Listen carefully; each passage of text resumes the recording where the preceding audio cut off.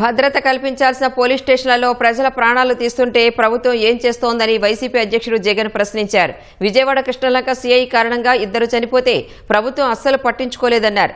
ముఖ్యమంత్రి నుంచి ఉన్నత స్థాయి వ్యక్తులంతా ఉండే విజయవాడలో ఇలా జరుగుతుంటే ఇక ఇతర ప్రాంతాల పరిస్థితి ఏంటని ప్రశ్నించారు.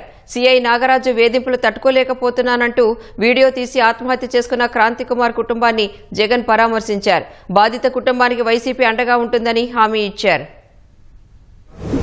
భార్య ఉంది, చిన్న చిన్న పిల్లలు ఉన్నారు, చిన్న టాక్సీ డ్రైవరు. ఎందుకు స్టేషన్ కి పిలిపిస్తా ఉన్నారు? ఎలాంటి కేసులు కూడా లేవు. కేసులు ఆల్రెడీ పాత కొట్టేశారు. 8 సంవత్సరానికి ఎటువంటి చిన్న చిత్క కేసు కూడా లేదు. టాక్సీ తోలుకునే వ్యక్తిని ఎందుకు పిలిపించిన? ఆ పిల్లాడు ఇచ్చిన మరణ వాంగ్మూలం 3 నెలల నుంచి నన్ను రోజు స్టేషన్ కి పిలిపించి టార్చర్ చేస్తా ఉన్నారు.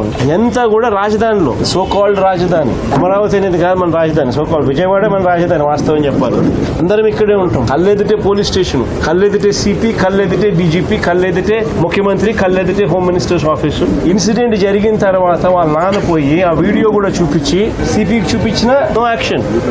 1 month లో ఒకటి లాకప్ డెత్, రెండోది సూసైడ్. యాక్చువల్లీ నేను SC/ST కేసు రిజిస్టర్ చేయాల్సింది. మరణ వాంగ్మూలం తాను ఇచ్చింది, కేసు రిజిస్టర్ చేయాల. వాళ్ళ కుటుంబానికి ఏం పరిష్కారం చెప్తా ఉన్నాం.